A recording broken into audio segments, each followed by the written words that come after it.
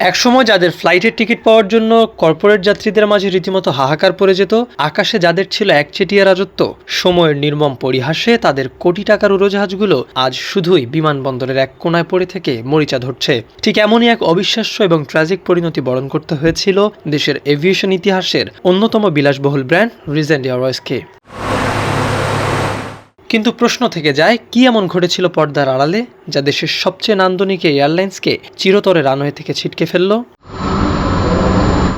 2010 সালের 10 নভেম্বর চট্টগ্রামের বিখ্যাত শিল্পগোষ্ঠী হাবিব গ্রুপের হাত ধরে যাত্রা শুরু করেছিল এই এয়ারলাইন্স।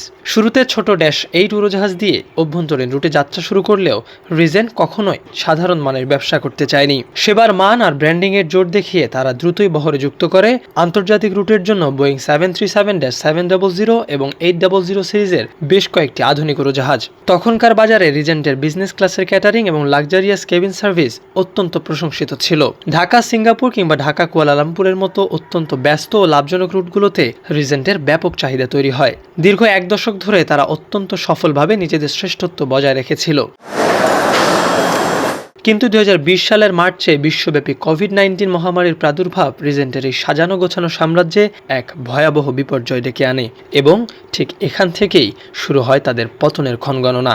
লকডাউন আর আকাশপথ সম্পূর্ণ স্তব্ধ হয়ে যাওয়ার কারণে তাদের সকল আন্তর্জাতিক ও অভ্যন্তরীণ ফ্লাইট অনির্দিষ্টকালের জন্য স্থগিত করতে বাধ্য হয়। ফ্লাইট বন্ধ থাকলে উড়োজাহাজের লিজ বা ভাড়ার চড়া ডলার রেট এবং পার্কিং চার্জ বাবদ প্রতি মাসে তাদের কোটি টাকা লোকসান হতে থাকে। এই বিপুল লোকসানের জেরে মহামারীকালীন সময়ে মাসের পর মাস কর্মীদের বেতন বকেয়া রাখা নিয়ে রিজেন্টে ব্যাপক শ্রমিক অসন্তোষ ও আন্দোলন শুরু হয়। মহামারী শেষে অন্যান্য এয়ারলাইন্সগুলো ঘুরে দাঁড়ানোর চেষ্টা করলেও রিজেন্ট আর কখনোই রানওয়েতে ফিরতে পারেনি।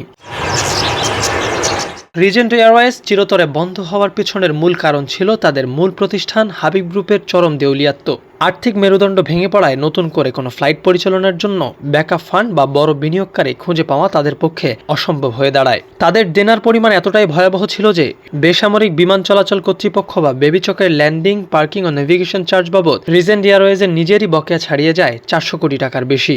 এর পাশাপাশি বিভিন্ন বাণিজ্যিক ব্যাংক ও আর্থিক প্রতিষ্ঠানে হাবিব গ্রুপের খেলাপি ঋণের পরিমাণ গিয়ে ঠেকে প্রায় 4000 কোটি টাকায়। এই বিপুল ঋণ পরিশোধ করতে না পারায় হাবিব গ্রুপের শীর্ষ পরিচালকদের বিরুদ্ধে দেশ থেকে নিষেধাজ্ঞা এবং একাধিক চেক ডিজনার ও অর্থ ঋণ মামলায় গ্রেপ্তারি পরোয়ানা জারি হয়। অবশেষে পাহাড়সম বকেয়া এবং বিপুল ঋণের দায়ে জর্জরিত হয়ে পড়ায় পতনের চূড়ান্ত ধাপে এসে 2023 সালের মার্চে আদালত রিজেন্ট এয়ারওয়েজ সহ হাবিব গ্রুপের মূল কোম্পানিগুলোকে চূড়ান্ত লিকুইডেশন বা সম্পদ বিক্রি করে ঋণ পরিশোধের মাধ্যমে অবলুপ্তির আদেশ দেয়। এই আইনি আদেশের মাধ্যমে চিরতরে শেষ হয়ে যায় দীর্ঘ 13 বছরের একটি রাজকীয় প্রিমিয়াম ব্র্যান্ডের গল্প। চমৎকার যাত্রী সেবার পাশাপাশি বৈশ্বিক সংকট মোকাবেলা করার মতো নিজস্ব তহবিল না থাকলে এবং মূল প্রতিষ্ঠানের চরম আর্থিক অব্যবস্থাপনা থাকলে একটি এয়ারলাইন্সের পরিণতি কতটা ভয়াবহ হতে পারে, রিজেন্ট এয়ারওয়েজের পতন যেন তারই এক বাস্তব উদাহরণ।